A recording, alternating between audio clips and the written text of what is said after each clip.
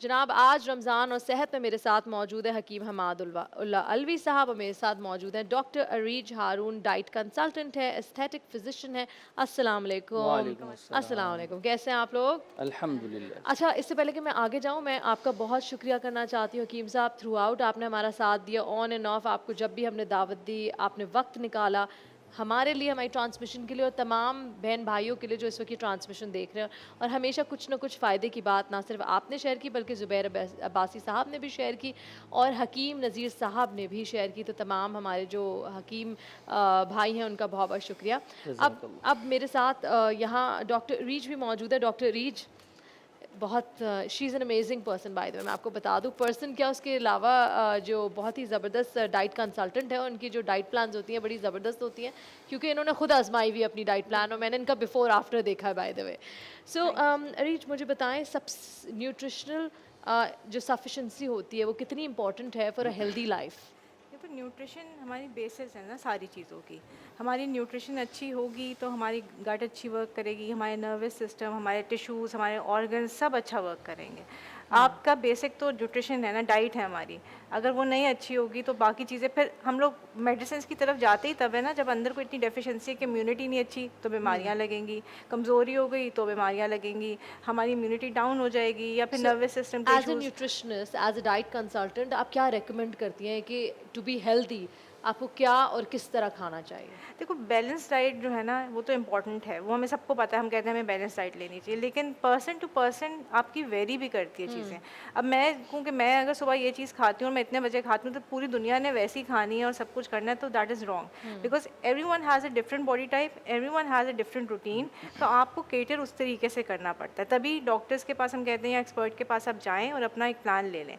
अच्छा, बेसिक ये है कि आपने जो सीजनल फ्रूट्स एंड वेजिटेबल्स हैं उनका इंटेक अच्छा रखना है, डेयरी का इंटेक अच्छा रखना है और आपने मीट का इंटेक अच्छा रखना है। तो ये कंपोनेंट्स कवर हो जाते हैं हमारे, मिनरल्स कवर हो जाएंगे, वाइटमिन्स कवर हो जाएंगे, प्रोटीन्स कवर हो जाएंगे। सुना, वेरी इंपॉर्टेंट क्वेश्चन। वो इस तमाम खवातीन जिन्होंने सोचा था रमज़ान आ रहा है तो हम इबादतें भी करेंगे लेकिन हम पकोड़े समोसे नहीं खाएंगे, इस रमज़ान हम पतले होंगे, मगर अब आखिरी एक आध दिन रह गया तो आज हो जाएगी चांद रात या तो कल। तो इंशाल्लाह। उन्होंने सिर्फ वेट गेन किया, लूज़ नहीं किया, तो उनके लिए अब डाइट प्लान बता दें। लेकिन मैं कहती हूँ ईद पे तो अब ज़्यादा हाथ रोकना ज़रा मुश्किल हो जाता है, बिकॉज आप, हमारे लोगों का ट्रेंड है, कस्टम है कि आपने ईद पे दावतें भी करनी है, मीठा भी तो खाना आप कह है। रहे हैं ईद गुजार लो पहले? ईद गुजार लें, ईद हाँ। के 3 के दिन के बाद मैं कहती हूँ कि डाइट सिंपल होनी चाहिए। अगर आपने किसी ने भी वेट लूज़ करना है ना, अगर कोई एग्रेसिव किस्म के रूल्स फॉलो करना चाहता है, that is a different case, but simple rule जो होता है कि आप रात में कार्ब्स कट डाउन करते हैं। कार्ब्स में क्या है, रोटी, चावल, ब्रेड्स, पास्ताज, ये सारे आ जाते हैं कार्ब्स में। आप इनको कट डाउन रात में कर दें, जल्दी अपना डिनर करें, अपना ब्रेकफास्ट अर्ली करें, ठीक है। वो अगर भी बात है कि आप एक आज से, ये नहीं कि मैं कहूँ कि मैंने कल से चेंज करनी है अपनी रूटीन तो मैं कर लूँगी, ऐसा नहीं होता।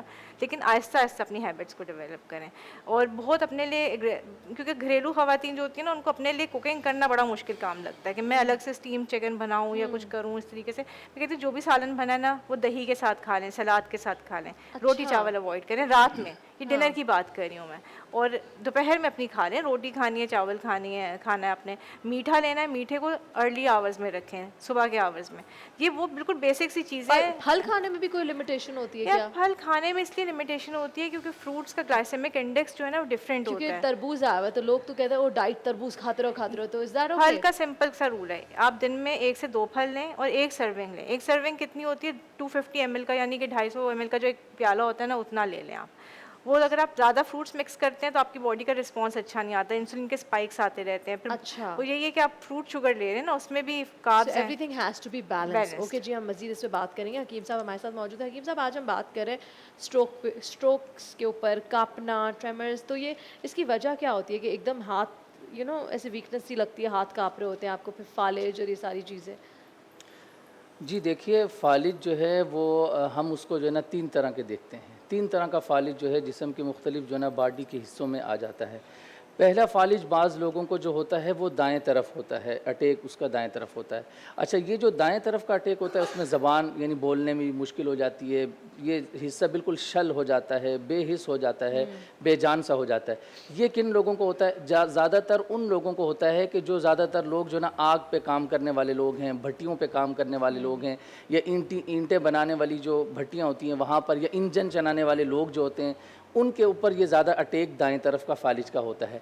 और ये होता है ब्लड प्रेशर हाई की वजह से। जब इस हिस्से का ब्लड प्रेशर हाई हो जाता है तो यहाँ जो है ना अटैक हो जाता है। अच्छा, उसके लिए जो हम बताते हैं नॉर्मल सी चीज़ें हैं उसके लिए कि आप जो है क्या कहते हैं अपनी खुराक के अंदर सौंफ, ठीक है, सौंफ एक चुटकी लें, ज़ीरा सफ़ेद लें, छोटी इलायची लें और गुलाब की पत्ती, ये दूध के अंदर बॉईल करके जो है ना ये इस्तेमाल कराएं पेशेंट को।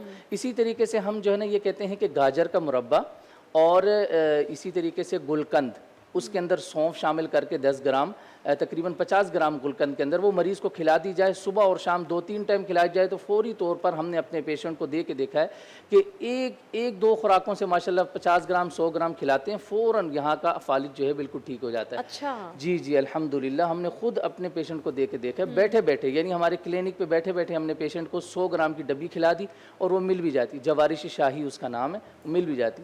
तो फ़ौरन अगर दाएं तरफ का अटैक हो 100 ग्राम की डब्बी आप जो है ना मरीज़ को उसी वक्त खिला दें, फौरी तौर पे सही हो जाएगा।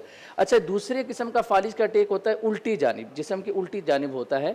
अच्छा, ये क्यों होता है कि ब्लड प्रेशर जब लो हो जाता है तो इसका अटैक होता है। उसके लिए हम ये कहते हैं कि लौंग 1 ग्राम लें, या उसको लौंग 10 ग्राम लें, दारचीनी 10 ग्राम लें, जायफल 10 ग्राम लें और इसी तरीके से जो है जवतरी जो है 10 ग्राम लें। इसको बराबर वज़न पाउडर करें, सुबह दोपहर शाम इस्तेमाल करें। खुराक के अंदर अंडा और बेसन मिलाकर इस्तेमाल करें, इससे इस ये जो उल्टी तरफ का फालिज होता है उस जो है ना बेहतर हो जाता है। तीसरे किस्म का फालिज वो होता है कि जो निचले धड़ में होता है, यहाँ से लेके निचले धड़ में होता है, ये होता है खुश्की की वजह से, ठीक है। उसके अंदर ब्लड सर्कुलेशन जो है बिल्कुल कम हो जाती है। जैसे अभी ये भी डॉक्टर साहिबा कह रही थी कि इम्यूनिटी सिस्टम बेहतर नहीं होता, खून की सर्कुलेशन नहीं होती, कहीं ब्लॉकेज हो जाती है, तो उसकी वजह से जो है ना निचला धड़ हमारा बिल्कुल काम करना छोड़ देता है। उसके लिए आसान इलाज ये है कि अपनी खुराक के अंदर हम जो है सब्जियाँ शामिल करें, जैसे बकरे का गोश्त है या कोई भी सब्जियाँ ले लें, कद्दू ले लें, टिंडा ले लें, तोरी में से कोई भी सब्ज़ी लेके और काली मिर्च के उसके अंदर मसाले के अंदर बनाएं और वो मरीज़ को जो है ना ज़्यादा इस्तेमाल। इसी तरह अजवाइन और सौंफ और ज़ीरा सफ़ेद का जो है ना कावा दिया जाए तो इंशाल्लाह ये इससे हम। बहुत बहुत शुक्रिया। Okay, so coming back to doctor Reach, मुझे बताएं अगर फालिज और ये इस तरह की चीज़ें होती हैं तो क्या इसमें भी खाना प्लेज एन इम्पोर्टेंट रोल, जैसे कि हकीम साहब भी कह रहे हैं बिल्कुल गोश्त करता है सनम। इसमें ये कि देखो बेसिकली एक तो प्रिवेंटिव रोल बहुत है। स्ट्रोक है या ट्रेमर्स है उसमें आपकी प्रिवेंशन की इम्पोर्टेंस है, क्योंकि नॉर्मली स्ट्रोक होता है या पैरालिसिस हो रहे होते हैं, उसमें blood pressure, cardiovascular diseases, clots बन जाना, ये सारी वो चीज़ें हैं जो अनहेल्दी डाइट की वजह से हो जाती हैं लोगों में। यानी कि बहुत फ्राइड चीज़ें खाना, ट्रांस फैट का यूज़ करना। जब हम फ्राई करते हैं चीज़ें ना तो एक एंड प्रोडक्ट्स बनते हैं जो कि हमारी ब्रेन की इन्फ्लेमेशन करते हैं, उसकी वजह से भी प्रॉब्लम्स होती हैं। डज दैट मीन कि हमें बैलेंस खाना चाहिए, फ्राइड चीज़ें नहीं खानी चाहिए, ट्रांस फैट नहीं यूज़ करना चाहिए। यानी कि जब हम फैट को फ्राई करते हैं ना तो उसमें ब्रेक डाउन जो होता है ना, दैट इज़ वेरी हार्मफुल। हम तो बच्चों को इतनी फ्राइड नगेट्स तो फ्रेंच फ्राइज पता नहीं क्या क्या दे रहे होते हैं और जंक फूड खिलाते हैं, प्रिजर्वेटिव्स वाली चीज़ें खिलाते हैं, ये हमारे ब्रेन की इन्फ्लेमेशन भी कॉज करते हैं। देन ट्रेमर्स में बहुत इंपॉर्टेंट रोल होता है। फिर कार्डियोवैस्कुलर डिजीज़ तो जितनी भी पता है सबको कि अगर डायबिटीज़ है या ब्लड प्रेशर है तो वो डाइट की वजह से। Thank you so much doctor reach, हमें ज्वाइन करने का बहुत बहुत शुक्रिया। हकीम साहब थैंक यू सो मच आज ज्वाइन करने का शुक्रिया। होपफुली कल फिर मुलाकात हो सके आपसे भी और आपसे भी। यहाँ वक्त हुआ एक छोटी सी ब्रेक का, ब्रेक के बाद वापस हाजिर होंगे। देखते रहिए नूर रहमान इश्क रमज़ान।